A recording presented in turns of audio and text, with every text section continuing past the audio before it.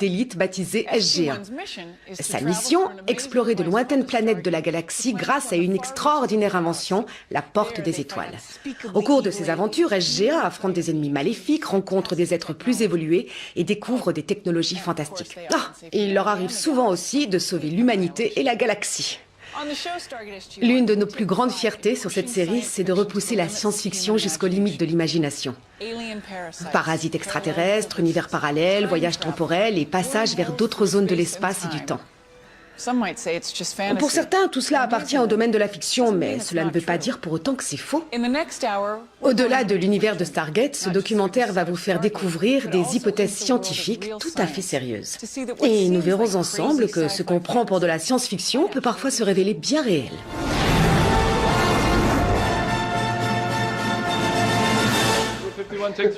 Attention, test. 1, 2, 3. Action. Non, on émerge de l'hyperespace. C'est ce que je dois dire? On l'a refait. La science et la science-fiction semblent se rapprocher de plus en plus, et je pense que c'est tout à fait normal. Ce sont deux purs produits de l'imagination humaine. Ce sont deux domaines dans lesquels on passe son temps à se demander « et si ?» Ce sont deux manières d'essayer de comprendre quelle est notre place dans cet univers si complexe. Pensez à regarder vers moi. On lit le journal et les revues scientifiques, on suit l'actualité à la recherche d'éléments intéressants. On est toujours à l'affût de sujets brûlants qui pourraient nourrir notre inspiration. Calculating minimal prime distance for warhead launch. Je lis des bouquins sur les trous noirs, je lis du Stephen Hawking. Bon, j'en comprends qu'une partie, mais c'est toujours marrant de se dire, tiens, ça ou ça, je pourrais l'intégrer à mon scénario. Okay, I've got it. Relaying the information. La science-fiction aborde les sujets sous l'angle de la fiction en racontant des histoires, mais les scénaristes doivent néanmoins résoudre les mêmes problèmes que les scientifiques. Et bien souvent, les auteurs de science-fiction se rapprochent plus de la vérité que les scientifiques. La série est tellement ancrée dans le monde de la science à travers le vocabulaire et les références à des phénomènes réels de l'univers que les gens qui s'y connaissent n'y trouvent pas seulement le plaisir du divertissement, ils se passionnent pour l'aspect scientifique réel. La science, c'est très intéressant, mais dans une série de SF, il n'y a rien de mieux qu'une bonne bataille du bien contre le mal.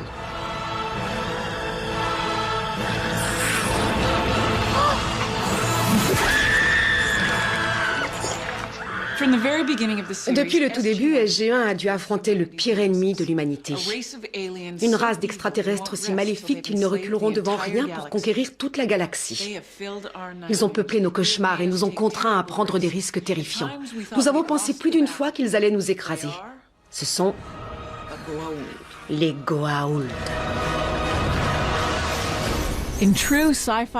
Comme on peut s'y attendre de la part de parasites extraterrestres maléfiques, les Goa'uld ont manipulé leurs armées d'esclaves, les Jaffa, pour se lancer à la conquête de la galaxie. Mais un courageux esclave nommé Teal'c a compris la vérité et s'est libéré du joug de ses maîtres. Il s'est alors rallié à nous, l'équipe de Stargate, pour tenter de défendre l'univers en péril. C'est prometteur, pas vrai? Ces créatures parasites ne pouvaient survivre qu'à l'intérieur du corps d'un hôte. Donc ils se sont rendus en Égypte il y a très longtemps et ils ont capturé tout un peuple pour servir d'hôte à leurs larves. Les larves restent dans le corps jusqu'à ce qu'elles soient assez âgées pour prendre un hôte permanent. Donc on peut dire que les Jaffa servent d'incubateur aux larves de Goa'uld. Ce n'est pas le genre d'ennemi sur qui on peut tirer ou qu'on peut fuir. Il est en vous, il vous contrôle.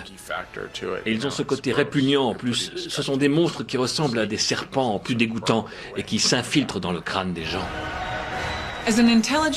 Les Goa'uld sont aussi intelligents que malfaisants, ce qui en fait des ennemis redoutables. Mais si on regarde autour de nous sur notre propre planète, on peut trouver des créatures tout aussi terrifiantes.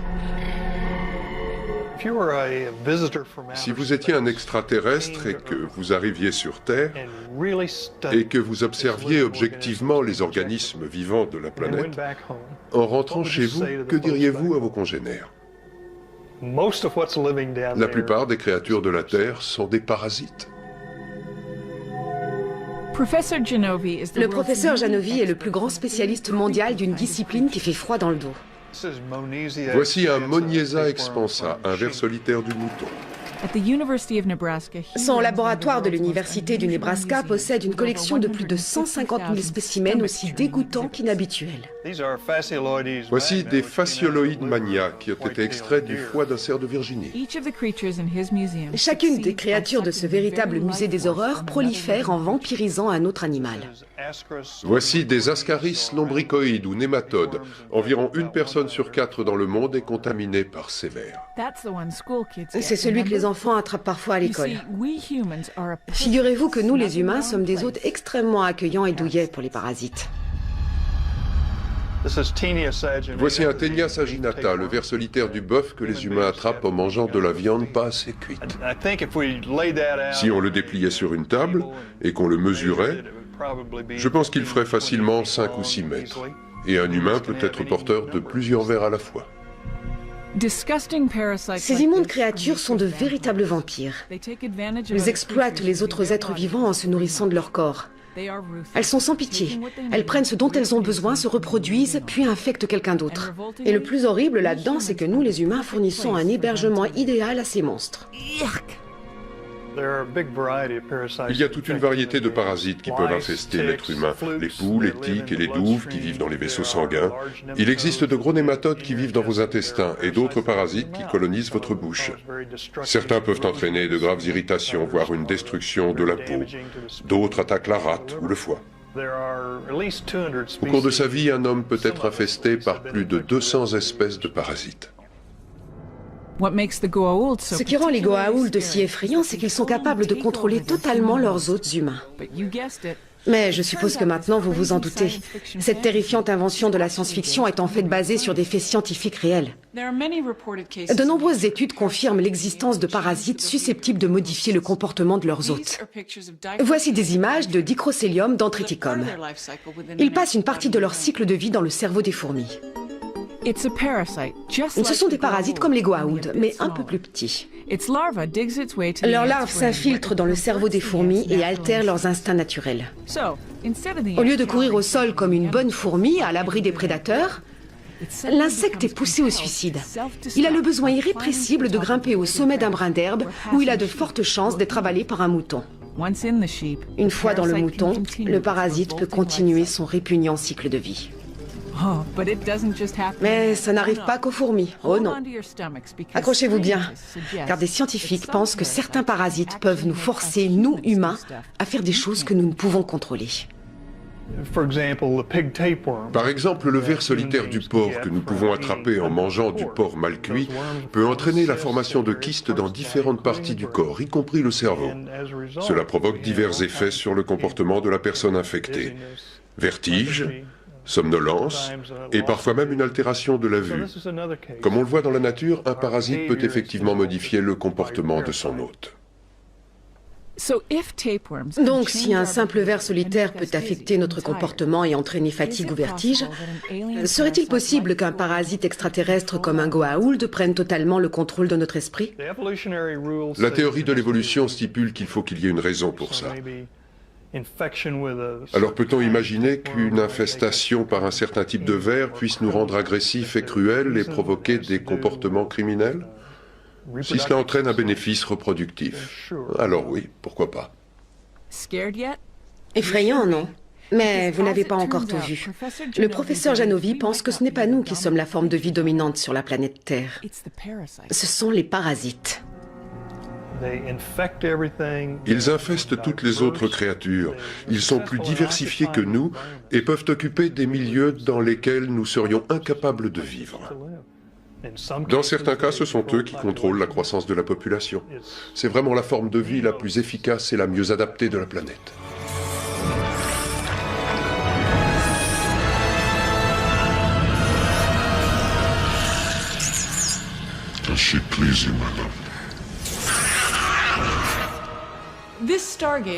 C'est cette porte des étoiles qui sert de cadre à notre grande bataille du bien contre le mal. De notre côté, il y a le SGC, quelques alliés extraterrestres comme les Asgard ou les Tok'ra, et diverses colonies humaines qui habitent la galaxie. Face à nous, il y a les terrifiants parasites Goa'uld et un ennemi aussi vorace que résistant, les réplicateurs. Au début, nous, les terriens, devions les affronter avec nos armes à feu primitives. Mais très vite, nous avons découvert ceci, la lance Jaffa. Et ça, le ZAT. Une décharge de cette arme paralyse votre ennemi. La seconde le tue. Vous croyez sans doute que c'est encore de la science-fiction, mais figurez-vous que la réalité est bien plus étonnante.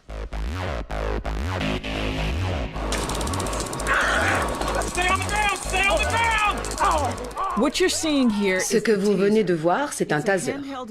Une arme de poing qui permet de maîtriser des criminels en leur infligeant une violente décharge électrique de 50 000 volts.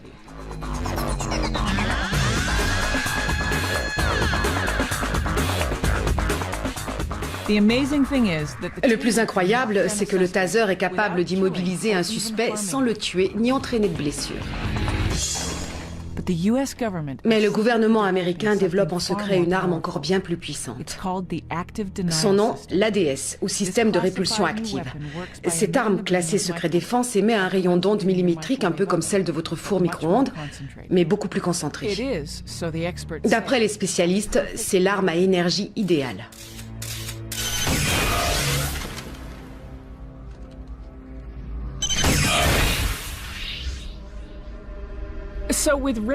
Puisque les rayons paralysants sont déjà au stade de l'expérimentation, nos rayons capables de désintégrer un ennemi sont-ils si irréalistes?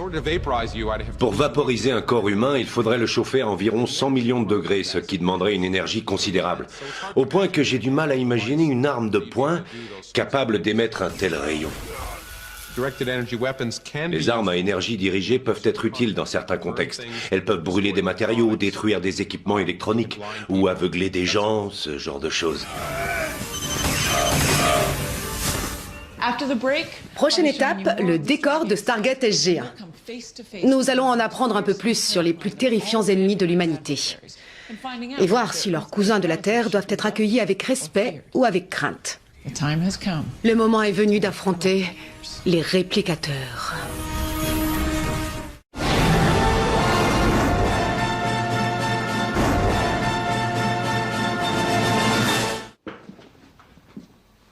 There's been a change of flight plans. Ce n'est pas pour me vanter, mais Stargate est aujourd'hui l'une des plus longues séries de SF du monde, suivie par près de 20 millions de personnes dans plus de 80 pays. Pas mal, non? Faut être sûr de bien voir Ben quand il s'arrête. C'est incroyable que la série plaise autant au public parce que les héros sont vraiment une bande d'incapables qui s'attirent toujours les pires ennuis et qui nous mettent tous en danger. Apparemment, le fait qu'ils arrivent quelquefois à s'en sortir, voire à rattraper leurs erreurs, pousse les spectateurs à continuer à les suivre. Ben, tu veux bien reprendre ta place? Donc on ne voit que lui. La série est tournée dans une dizaine de studios différents à Vancouver, au Canada. Elle emploie plus de 500 personnes entre l'équipe technique et les acteurs. Grâce à un planning d'enfer, nous parvenons à sortir un épisode par semaine.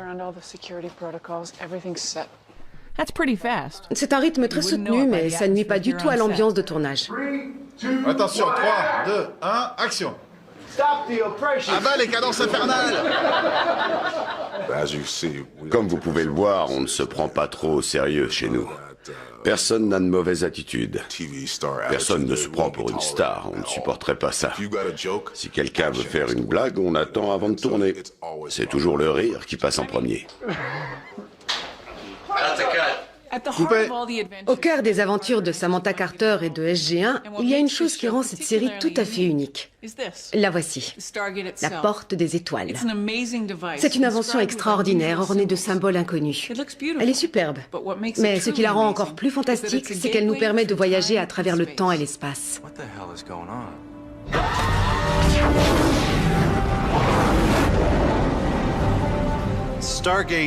Dans Stargate, on imagine qu'il existe des milliers, voire plus, d'anneaux comme celui qui se trouve derrière moi, disséminés aux quatre coins de la galaxie et qui permettent de voyager de planète en planète. Il suffit de traverser cet anneau pour y être téléporté instantanément.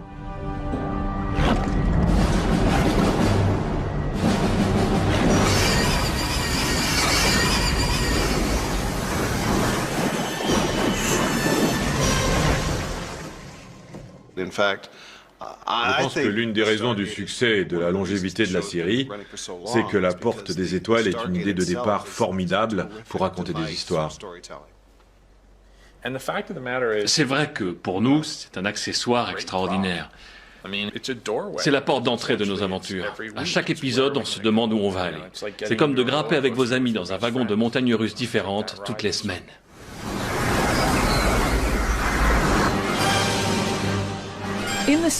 Notre porte des étoiles fait partie d'un réseau de plusieurs milliers éparpillés dans la galaxie et créé par une civilisation ancienne, puissante et mystérieuse. Elle nous permet de traverser des distances insondables en un clin d'œil. Le voyage interplanétaire instantané. Alors, comment ça marche?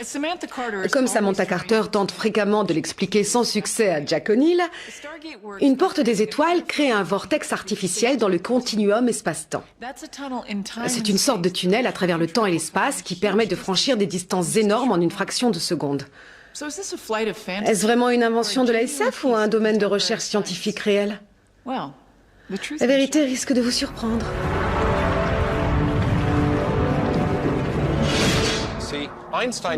Einstein nous a démontré que la masse et l'énergie étaient capables de courber l'espace.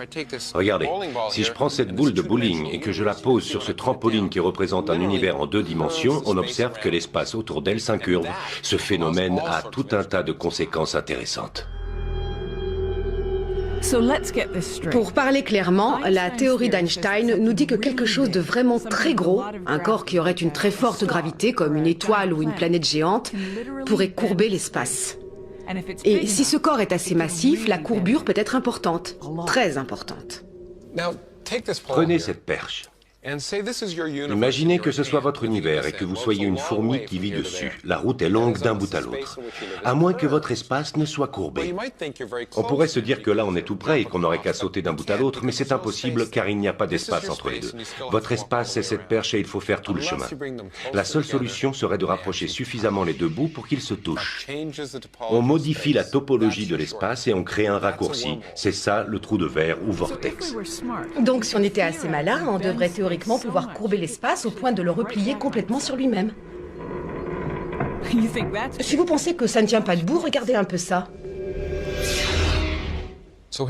Nous sommes au milieu d'une représentation géométrique de l'espace, avec le SGC d'un côté et de l'autre la Lune à 385 000 km de là. Ça paraît loin, hein? Mais si on recourbe l'espace au niveau du SGC et au niveau de la Lune, au bout d'un moment, les 2 tunnels se rejoignent pour ne plus en former qu'un. On obtient un trou de verre par lequel la distance entre le SGC et la Lune est très courte. D'ailleurs, si on regarde dans le tunnel, on voit la Lune de l'autre côté. Juste de l'autre côté. Plutôt cool, non? Mathématiquement, ils existent, ils sont compatibles avec les lois de la physique, mais il reste quand même à les créer. Et notre technologie n'est pas assez avancée pour creuser des trous de verre. En plus, le problème des trous de verre, c'est qu'ils sont très instables, ils se referment. Si on creuse ce tunnel et qu'on le laisse comme ça, il va s'effondrer sur lui-même. Les champs gravitationnels de part et d'autre du trou de verre seraient si intenses que chaque extrémité du tunnel s'effondrerait en un trou noir dont rien ne peut s'échapper. Mais en admettant que des scientifiques parviennent à consolider ce trou de verre, le voyage serait fortement déconseillé aux âmes sensibles. Ce serait terrifiant de traverser ce tunnel, car à l'intérieur, le temps et l'espace seraient complètement repliés et tordus et le champ gravitationnel serait titanesque. Au moindre faux pas, on serait déchiqueté. Les scientifiques pensent qu'un trou de verre ressemblerait sans doute à une espèce de boule de cristal flottant dans l'air. En regardant à travers, on apercevrait un reflet de ce qui se trouve à l'autre bout. Et c'est à peu près l'apparence que les producteurs de Stargate ont donnée au vortex de notre porte. Ce serait un peu comme un miroir. En regardant dedans, on voit un autre monde. Et si on fait le tour, il n'y a rien derrière le miroir. Mais si on traverse le miroir, comme Alice, on se retrouve de l'autre côté.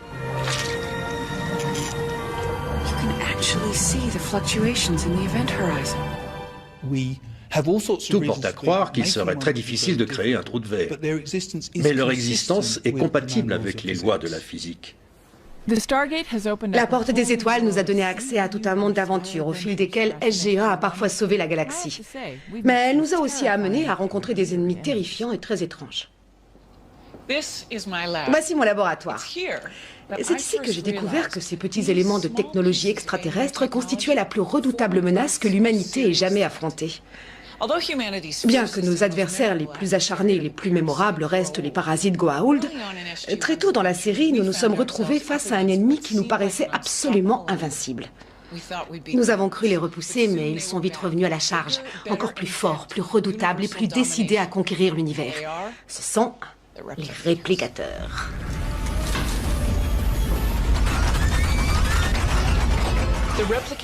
Il est pratiquement impossible d'arrêter les réplicateurs.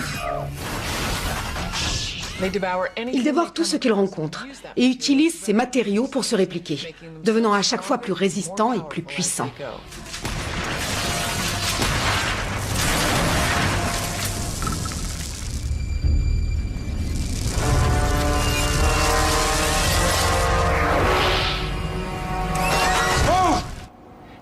Ils sont capables de prendre des formes diverses.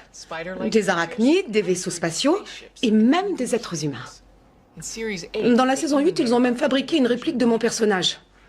Ce qui est terrifiant, c'est qu'ils communiquent entre eux et qu'ils partagent une sorte de conscience commune. Ils sont nés d'une envie de créer un nouvel ennemi pour changer des Goa'uld. Mais eux, ce sont de véritables machines à tuer, comme les requins. On ne peut pas raisonner avec eux. C'est ça qui les rend si redoutables.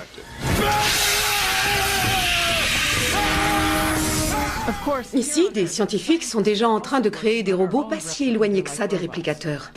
Ces prototypes de l'université de Floride sont capables de parler entre eux et de penser comme s'ils ne faisaient qu'un. Mais heureusement, ils sont conçus pour nous aider et non pour nous détruire. C'est parti! Des ingénieurs ont mis au point des robots susceptibles de participer à la recherche de survivants après une catastrophe importante. Ils sont fréquemment employés par les services d'urgence qui les ont utilisés, notamment après les attentats du 11 septembre. Comme les réplicateurs, ils sont extrêmement mobiles et disposent d'un réseau de communication très sophistiqué.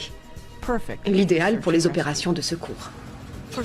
Pour la recherche de survivants, on utilise 3 types de robots. On a des robots terrestres capables de s'infiltrer au milieu des décombres, là où ni les sauveteurs ni les chiens ne peuvent accéder.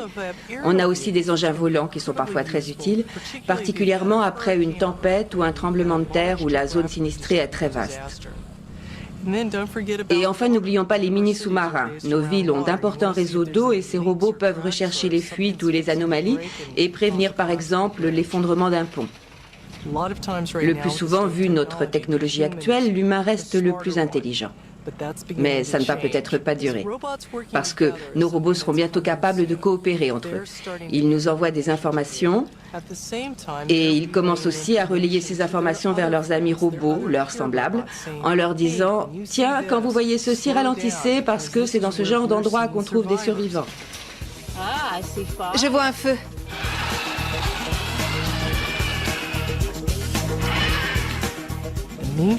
Ils pourraient relayer ces données à des engins volants. Ceux-ci pourraient être assez sophistiqués pour se dire « Tiens, il se passe ça, j'appelle mon autre ami robot au sol, il ne fait pas grand-chose là où il est, autant qu'il vienne travailler ici. » Imaginez qu'on ait tout un réseau où la bonne information arrive à la bonne personne, ou plutôt au bon robot, au bon moment.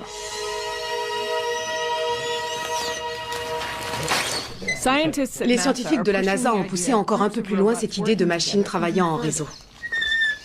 Ils ont développé un robot baptisé 12 Tech.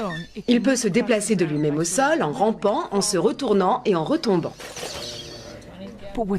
Mais le plus formidable, c'est quand on en fait travailler plusieurs ensemble. Lorsqu'ils s'associent, ils peuvent progresser en terrain accidenté, passer des obstacles difficiles et même grimper des parois abruptes.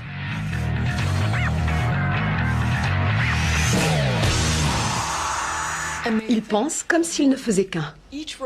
Chacun des robots est autonome, mais leur action globale est celle d'un organisme unique.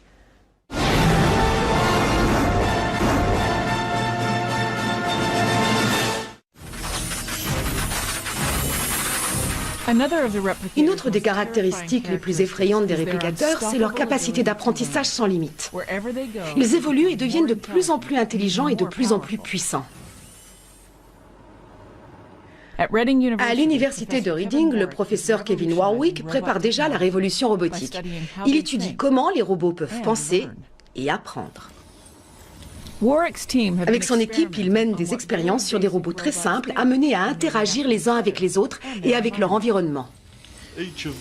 Chacun de nos robots a en gros l'équivalent de 50 à 100 neurones au maximum. Ça correspond à peu près à l'intelligence d'une limace ou d'un escargot. Donc ils sont relativement sommaires, mais nous pouvons tout de même étudier de quelle manière ils apprennent. Ces robots n'ont pas reçu d'ordre spécifique. Ils doivent apprendre par eux-mêmes. Tout ce qu'on leur a donné, c'est un but général. Avancer, mais sans buter dans quoi que ce soit. Du coup, les robots inventent différents comportements et différentes caractéristiques. Est-ce que je me déplace à gauche? Est-ce que je recule? Est-ce que je tourne sur moi-même? Les robots ont fini par faire des choses dont le professeur et son équipe n'osaient rêver. Il y a de bons et de mauvais robots. Tout dépend de leur expérience et de leur apprentissage. Nous avons même eu un robot suicidaire. Il ne faisait que des erreurs. Et il a fini par ne plus rien faire du tout. Nous n'avons obtenu ce résultat qu'une fois. Mais ces cas extrêmes peuvent se produire. Ce ne sont plus seulement des machines qui suivent le programme qu'on leur a donné et qui font toujours ce qu'on attend d'elles. Je suis sûr que des robots capables d'apprendre feraient exactement ce qu'ils voudraient. Pour Kevin Warwick, la conclusion est claire. Un robot qui apprend tout seul pourrait finir par décider de ses actes lui-même. Et ça risque de ne pas tourner à notre avantage. Une intelligence mécanique n'aura pas les mêmes valeurs morales ni la même éthique qu'une intelligence humaine. Si elle est capable d'apprendre et de décider par elle-même qui sont ou non ses amis, ça se révélera certainement très dangereux pour les humains.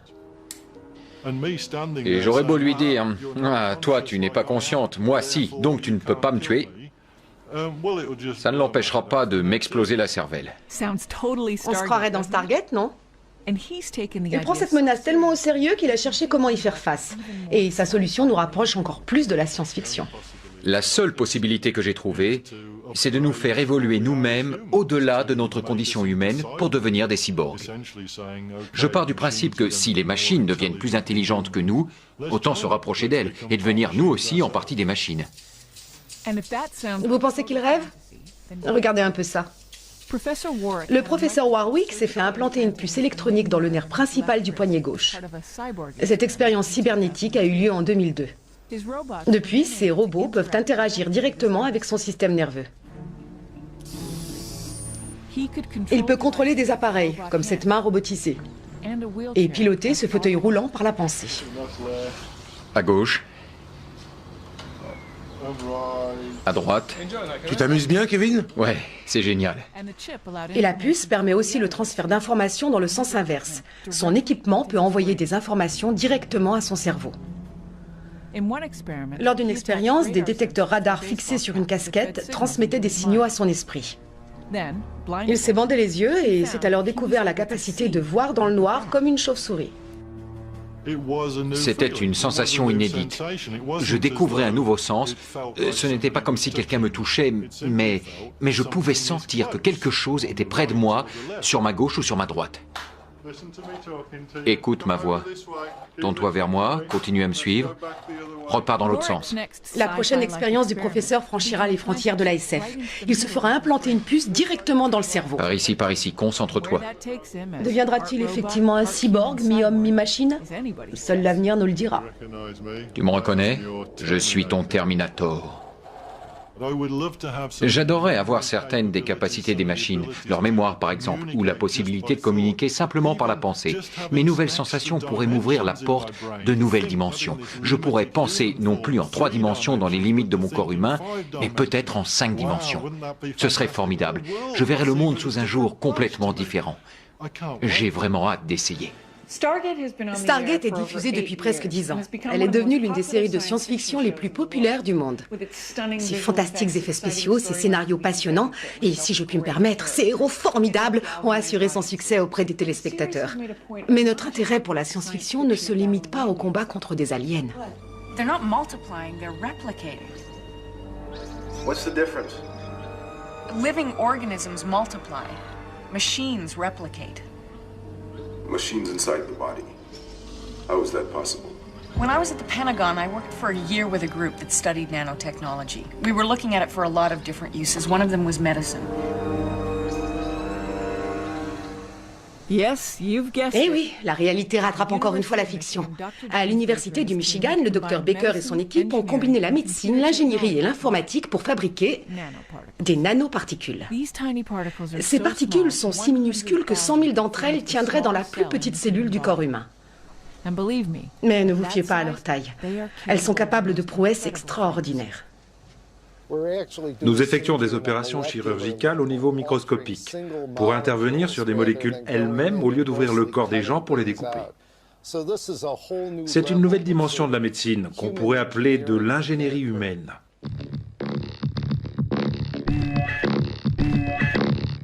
Ces particules sont conçues si précisément qu'une fois dans le corps, elles peuvent agir comme de mini-robots médecins. Elles peuvent localiser des cellules malades et leur délivrer des traitements extrêmement spécifiques. L'équipe a obtenu des résultats impressionnants. Si vous voulez par exemple administrer un médicament au niveau d'une cellule cancéreuse, la nanoparticule commencerait par localiser cette cellule. Elle l'identifierait par rapport à un modèle, donc on pourrait littéralement voir la tumeur. Ensuite, elle vous dirait précisément quelles sont les anomalies génétiques spécifiques de ce cancer. Et elle vous permettrait d'activer le médicament le mieux adapté à la maladie. Ainsi, on pourrait détruire la tumeur sans aucun effet secondaire pour le patient. C'est ça notre but principal, faire du cancer une maladie curable. Apparemment, les possibilités des nanoparticules sont sans limite. On pourrait aussi vous injecter dans le sang des particules qui deviendraient fluorescentes sous certaines conditions. Ainsi, imaginez que vous attrapiez la grippe. On serait prévenu de l'infection virale avant même que vous ne ressentiez les premiers symptômes. Je pense que grâce aux nanotechnologies, nous pourrions passer d'un système de santé basé sur la guérison des maladies à un système vraiment basé sur leur prévention. Je pense que les nanotechnologies pourraient radicalement changer le visage de la médecine. Dès les premiers épisodes, les producteurs ont apporté un soin tout particulier à l'ambiance et à l'aspect visuel de la série. Depuis les décors très militaires de notre base, le SGC, jusqu'aux détails très réalistes des diverses races extraterrestres que nous avons rencontrées. Des guerriers Jaffa aux affreux parasites Goa'uld, en passant par les sympathiques Unas ou les puissants Asgard, nous avons fait la connaissance de nombreux aliens très différents.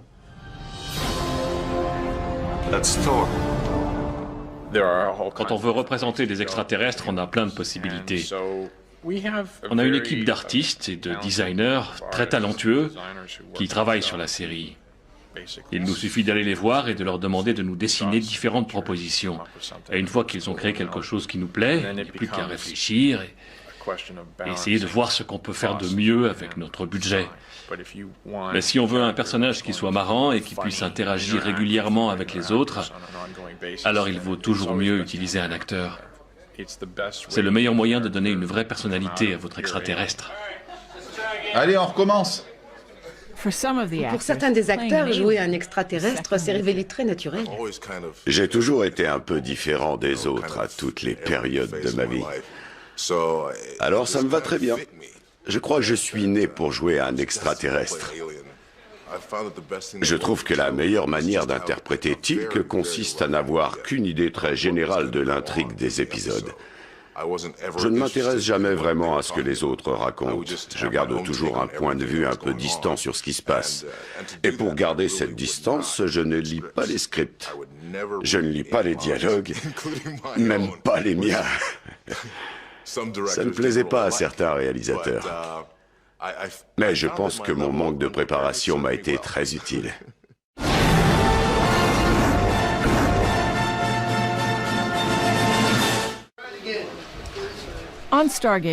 Pour les extraterrestres de Stargate, nous nous inspirons de la nature et de nos pires cauchemars. Mais certains, comme les Asgard, sont vraiment gentils et bienveillants. Ils passent leur temps à sauver l'humanité. Alors, sont-ils si réalistes que ça? Les Asgard sont trop proches des humains pour n'être que des extraterrestres venus d'une lointaine planète sans lien de parenté avec nous. Ce ne serait pas crédible. Si nous rencontrions des extraterrestres dans ce genre-là, l'explication scientifique serait que nous avons eu un ancêtre commun, disons, il y a 2 millions d'années. Il faudrait à peu près 2 millions d'années d'évolution pour qu'on soit si différents. Très bien, mais à quoi pourraient ressembler de véritables extraterrestres? C'est exactement la question qui a été posée au professeur Stewart par le Musée des sciences de Londres. Si on veut une réponse scientifique, on ne peut pas se contenter de dire « imaginons des monstres de 5 mètres de haut avec la peau bleue et des cornes ». Il faut partir de l'environnement dans lequel vos extraterrestres ont évolué. Par exemple, chez nous sur Terre, nous avons une gravité relativement élevée et un sol très solide. Donc de nombreuses créatures se sont adaptées en développant un squelette rigide pour soutenir leur corps. Mais sur une autre planète, la vie aurait sans doute pris une forme très différente. Prenez Jupiter. C'est une gigantesque boule de gaz à la gravité très forte mais dénuée de surface solide. Comme il n'y a pas de sol sur lequel se tenir debout, ses habitants n'auraient sûrement pas de squelette. D'ailleurs, il serait plus probable qu'ils volent ou qu'ils flottent dans les airs. Et bien sûr, leur forme et leur comportement découleraient de là.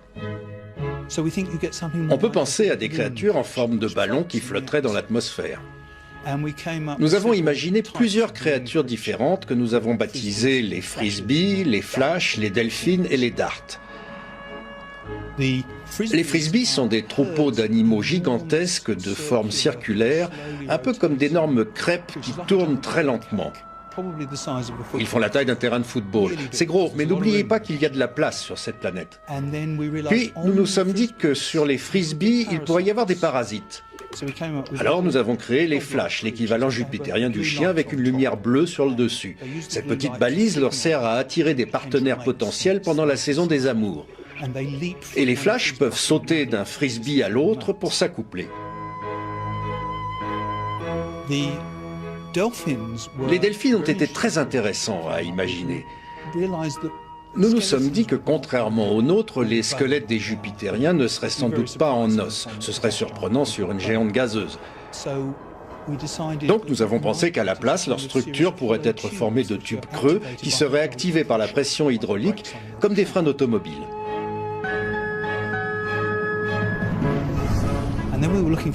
Puis nous avons voulu inventer des prédateurs plus rapides. Ce sont les darts qui vivent dans les couches inférieures de l'atmosphère. Ils ont 4 espèces de nageoires montées à angle droit, comme l'empennage d'une fléchette, dont ils ont aussi l'extrémité pointue. Les darts chassent en meute, ils grimpent en haute atmosphère et ils attaquent les frisbees. L'univers compte des milliards de planètes et de mondes différents. Alors qui sait quelle forme bizarre pourraient avoir les extraterrestres? Ils seront sûrement bien plus étranges que les Goa'uld ou les Asgard. En tout cas, pour de nombreux scientifiques, une seule chose ne fait aucun doute, c'est leur existence. L'univers est si vaste, il compte tellement d'étoiles et de planètes que je serais extrêmement surpris qu'il n'existe pas d'extraterrestres intelligents. Ça n'aurait aucun sens que nous soyons seuls dans l'univers. Il est déjà déconcertant d'envisager l'existence d'une vie extraterrestre, mais imaginer que nous puissions deviner quelle serait la forme ou le comportement de ces aliens, c'est s'aventurer au-delà des limites conventionnelles de la science. Néanmoins, notre dernier sujet est encore plus explosif. Est-il totalement fou d'envisager de voyager non plus seulement dans l'espace, mais aussi dans le temps?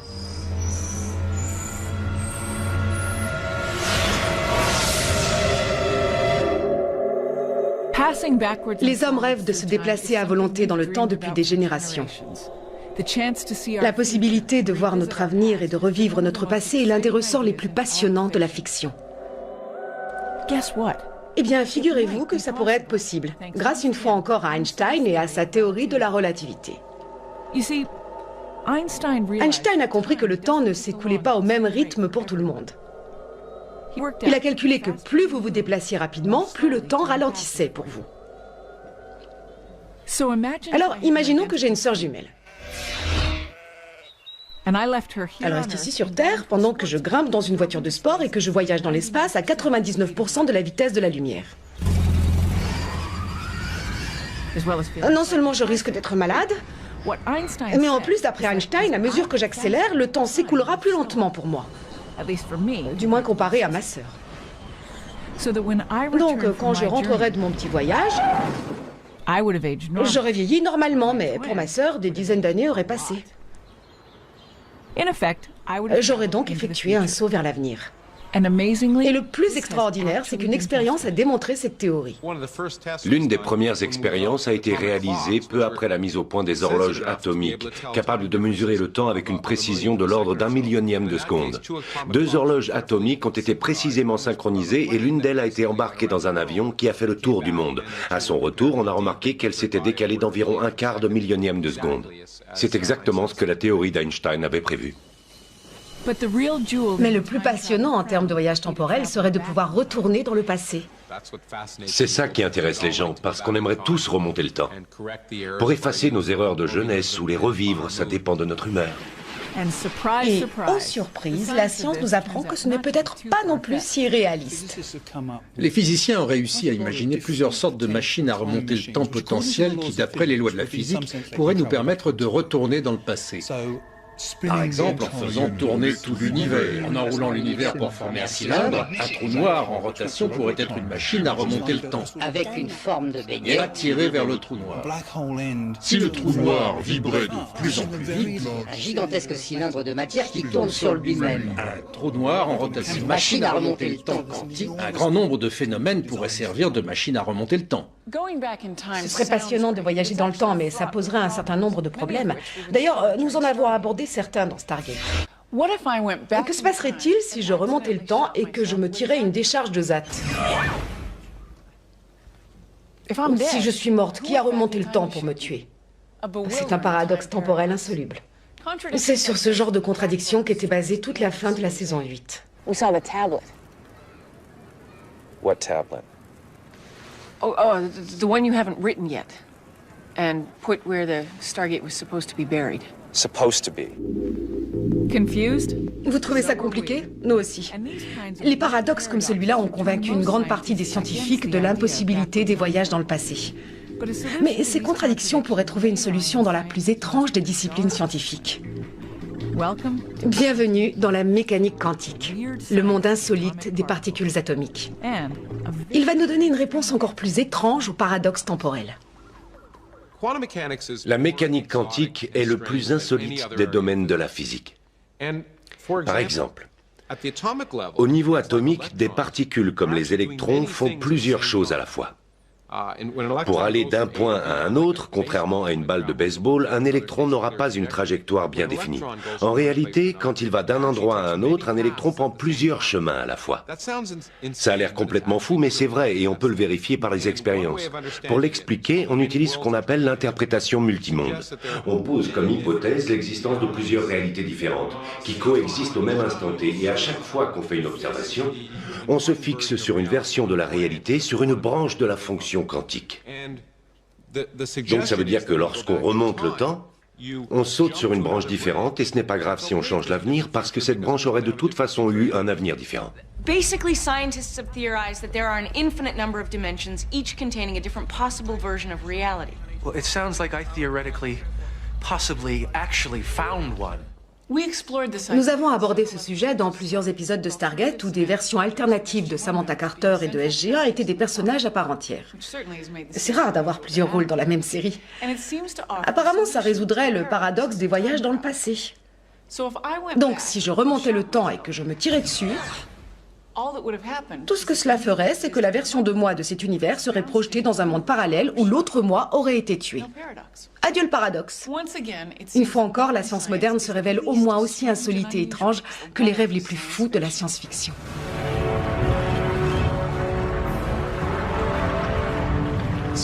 La science et la science-fiction s'intéressent toutes les deux aux possibilités.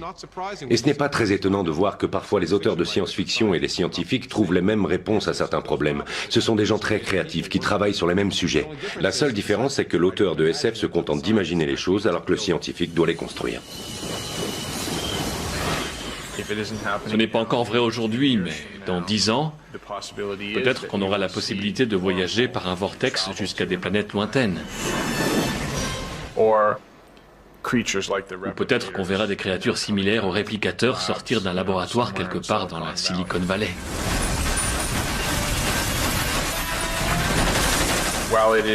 Ça reste du domaine du rêve, on se sert de la science pour raconter des histoires. Mais ce côté scientifique plaît beaucoup à une partie des spectateurs. pour qui nous sommes toujours à la frontière du possible.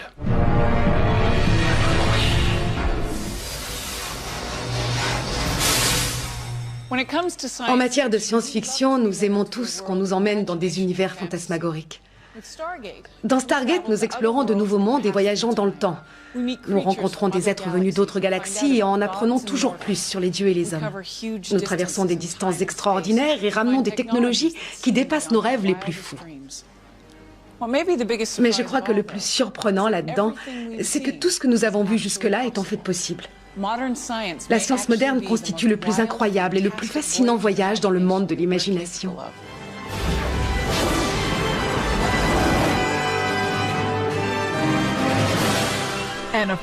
Et bien sûr, dans Stargate, il ne faut jamais se fier aux apparences. Dans le véritable complexe de Cheyenne Mountain, il y a une porte. Elle a plusieurs grosses serrures et une petite fenêtre condamnée. Et au-dessus, il y a marqué Stargate Command. Et c'est un placard à balai. Je vous assure, un placard à balai.